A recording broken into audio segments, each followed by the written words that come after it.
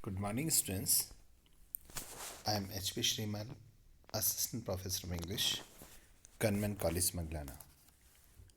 Today we are going to take up the next topic, that is Third Thoughts by E.V. Lucas. Let's begin. Lucas writes that this story was told to him by a friend, and that's why he began by this sentence. This story was told to me by a friend. He writes, "It is my destiny," said he, that is a friend of Lucas, "to buy in the dearest markets and to sell, if I succeed in selling at all, in the cheapest. Usually, indeed, having tired of a picture or decorative article, I have positively to give it away, almost to make its acceptance by another a personal favor to me." What it means? The friend of Lucas told him that it was his destiny that he bought in the dearest markets, that is, um, at an exorbitant price. He bought something and to sell, if I succeed in selling at all. It means, by and large, or generally, the friend was not successful in selling the article he bought in the dearest market. But if he became successful at all in the cheapest, that is, he always sold those articles at a loss, usually indeed having tired of a picture or decorative article. Once he bought an article, he became fed up, he became unsuccessful in finding a purchaser, and being fed up, he usually gave it away to a person, and he thought that the person accepting that article was doing him a personal favor, and that's why he said, almost to make its acceptance by another a personal favor to me.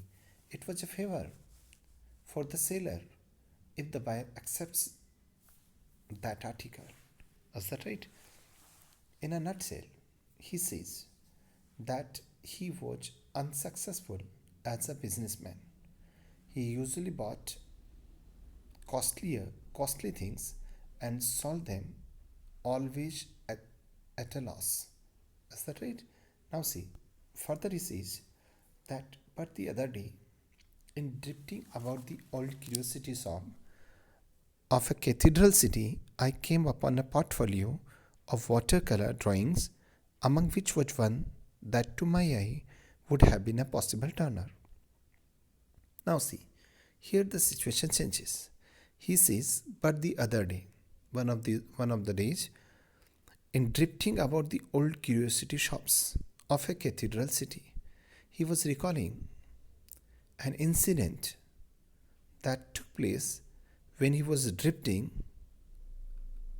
Drifting means he was moving slowly in a certain direction without having a clear destination in the mind. He did not have any destination in his mind, but he was roaming here and there in around the old curiosity shops. What does it mean? What is a curiosity shop? A curiosity shop deals in rare, interesting articles, and therefore the friend was moving about without any aim around the shops that dealt in rare and interesting articles in that cathedral city. And suddenly he came upon a portfolio of watercolor drawings. What is a portfolio? A portfolio is a collection of pictures and photographs. Suddenly he caught a glimpse of a portfolio of watercolor drawings, among which was one that to my eye would have been a possible Turner. And among those pictures and photographs, one picture that seemed to the friend that it was possibly a painting by the well-known English painter Turner. You know, Turner was an English romantic painter, and he did great paintings of landscape. He was born in 1775 and died in 1851. And the friend told the writer that he saw or he caught a glimpse of a picture that seemed to him that it could have been a painting by the well known English romantic painter Joseph Millard Turner. Is that right? And then he began the bargain. How much is this? I asked scornfully. Well, said the dealer, if it were a genuine Turner, it would be worth anything. But let's say 10 shillings. You can have it for that, but I don't mind it. But I don't mind if you don't, because I am going to London next week and should take it with me to get an opinion. I pondered. Mind you, I don't grant it, he added. I gave him the 10 shillings. See, how much is this? I asked scornfully, resentfully.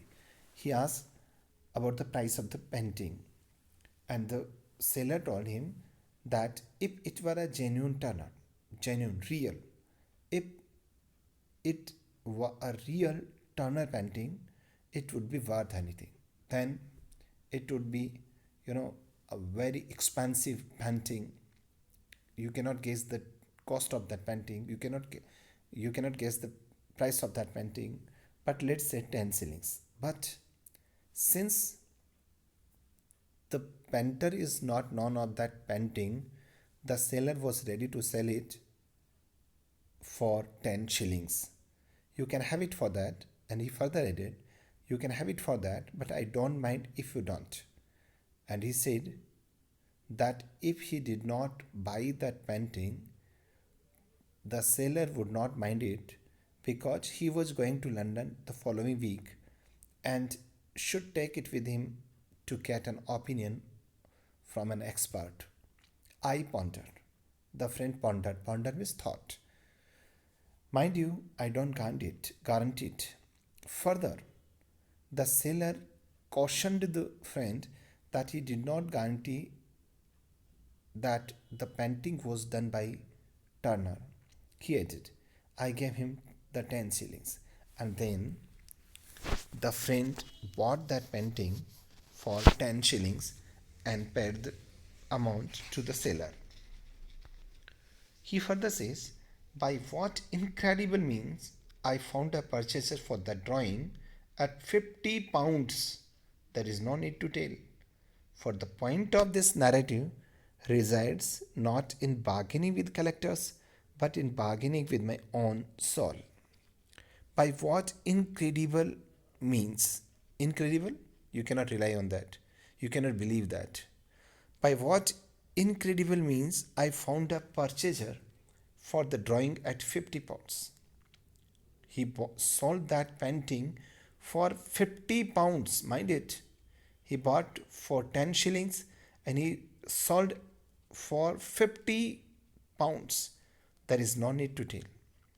And what he did, how he found the purchaser, there is no need in discussing that point because for the point of this narrative, what he is going to do, what he is telling you, the point of that thing resides not in bargaining with collectors. And the moot point of discussing this story is not in bargaining with collectors, but in bargaining with my own soul. But the moot point resides in negotiating with my own soul. You know what is a collector? A collector is a person who collects interesting and attractive things. Is that right? Further, he said, the astonishing fact remains that I achieved a profit of £49 10 and was duly elated. I then began to think. The astonishing fact. Astonishing means surprising. The surprising fact remains that I achieved a profit of £49 10 shillings and was duly means appropriately elated. Elated means very happy, and he was on the cloud nine. He was very happy, and then he began to think, and after that he started his thinking. Now, he says that he earned a profit of 49 pounds 10 shillings, and then he began to think. And what he started thinking is the moot point of that story. Let's see what he thinks.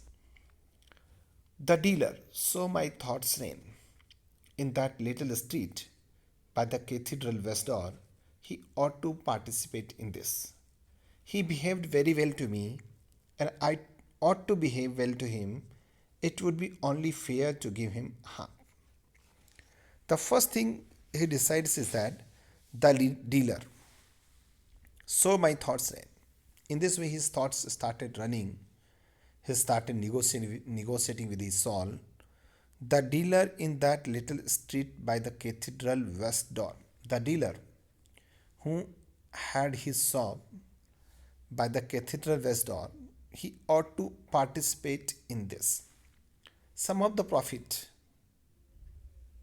the friend earned by selling that painting ought to go or ought to be shared with that curiosity shop owner.